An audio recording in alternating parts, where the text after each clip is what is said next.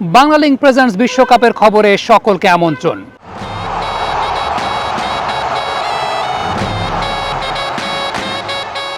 চার পেসার খেলানোর মতো সাহসী সিদ্ধান্ত বাংলাদেশ নিতে পারবে কিনা, এটা একটা অত্যন্ত গুরুত্বপূর্ণ এবং অত্যন্ত বড় প্রশ্নের জায়গা, বিশেষ করে স্যার ভিভিয়ান রিচার্ডস ক্রিকেট স্টেডিয়ামে, যেখানে স্পিনারদের চাইতে পেস বোলাররা কার্যকরী হয়েছেন বেশি। সেটা আমরা ইউএসএ এবং সাউথ আফ্রিকা ম্যাচে দেখতে পেয়েছি। যদিও কেশব মহারাজের একটা উইকেট অ্যারন জোন্সের, যেটা ম্যাচের অনেক বড় টার্নিং ফ্যাক্টরের জায়গা ছিল, তবে বাংলাদেশের স্ট্রেংথ অনুযায়ী চার পেসারে যাওয়াটা হয়তো বা একটা বড় স্ট্রেংথের জায়গা হতে পারে, কারণ নাওয়াডেজ বাংলাদেশের স্ট্রেংথটা হচ্ছে পেস বোলিং ডিপার্টমেন্ট।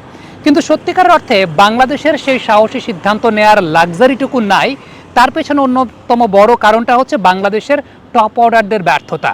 বাংলাদেশের ব্যাটিং লাইন আপটা শুরুই হয় 2 উইকেট যাওয়ার পর থেকে। সো আলটিমেটলি ব্যাটিং ডেপথটা বাড়ানো খুব গুরুত্বপূর্ণ বা খুব প্রয়োজনীয় হয়ে যায়, বিশেষ করে এই 7 বা 8 নাম্বার পজিশনেও ব্যাটার দরকার হয় বা এমন কাউকে দরকার হয় যিনি ব্যাটিং করতে পারেন। সো ওই জায়গাটাতে কেউ যদি চিন্তা করে থাকে যে বাংলাদেশ 4 পেসার নিয়ে খেলতে নামবে, সেটা অনেকটা অলীক স্বপ্নের জায়গা, কারণ বাংলাদেশের ব্যাটিংটাকে নিয়েও চিন্তা করতে হয়, অ্যাজ বাংলাদেশের টপ অর্ডার ফর্মে নাই।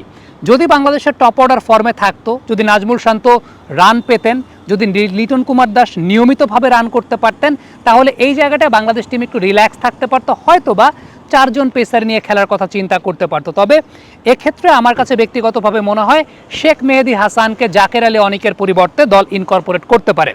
এর পেছনে 2টা কারণ আছে। প্রথমত, অস্ট্রেলিয়ার টপ অর্ডার ব্যাটার যারা যে 3 জন রয়েছেন, সেই 3 জনেরই ডানহাতি অফ ব্রেক বোলারের এগেনস্টে উইকেট রয়েছে।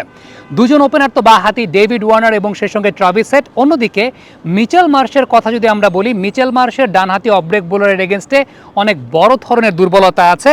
মিচেল মার্শ সামগ্রিকভাবে ডানহাতি অফ ব্রেক বোলারের এগেনস্টে আন্তর্জাতিক টি-20তে তার স্ট্রাইক রেটটা মাত্র 76, ঘরোয়া টি-20তে 95.7। অন্যদিকে ডেভিড ওয়ার্নারের ক্ষেত্রে যদি আমরা চিন্তা করি, চলতি বছর 2024 সালে আইপিএলে অফ ব্রেক বোলারের এগেনস্টে তার স্ট্রাইক রেটটা মাত্র 92.6 এবং সেই সঙ্গে আন্তর্জাতিক টি-20তে 4 ম্যাচে 27 বলে 30 রান করেছেন, 2টা উইকেট খুইয়েছেন ডেভিড ওয়ার্নার ডানহাতি অফ ব্রেক বোলারের এগেনস্টে।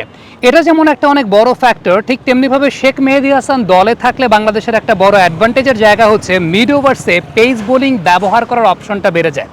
অর্থাৎ মেহেদী যদি শুরুর দিকে নতুন বলে 2টা ওভার আপনাকে করে দিতে পারেন, তাহলে পরবর্তী সময়ে পেস বোলারদেরকে আপনি বেশিরভাগ সময় ব্যবহার করতে পারবেন। বিশেষ করে ভিভিয়ান রিচার্ডস স্টেডিয়ামে, যেখানে বাউন্ডারি পরিসীমা সাইড ওয়াইজ একটু ছোট, এরকম জায়গাতে মিড ওভার্সে যে কোনো ক্যাপ্টেনই যত কম সংখ্যক স্পিন বোলিং অপশন ইউজ করতে চাইবেন, সেটাই তত ভালো।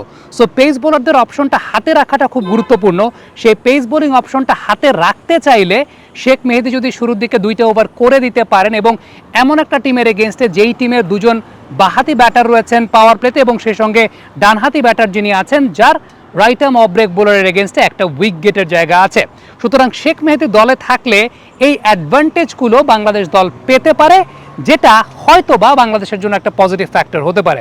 তবে দিন শেষে এই ধরনের গ্রাউন্ডে ব্যাটিং থেকে যদি রান না আসে, তাহলে কোনো পরিকল্পনাতেই খুব একটা লাভ হওয়ার সুযোগ নেই।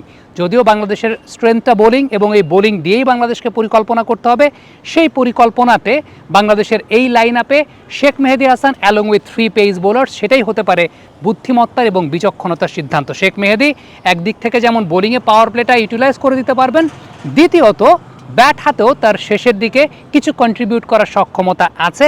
যেহেতু বাংলাদেশ টিমে টপ অর্ডার রান পাচ্ছে না, সো এই শেষের দিকের কন্ট্রিবিউশনটা খুবই ইম্পর্টেন্ট বা খুবই গুরুত্বপূর্ণ হয়ে দাঁড়ায়।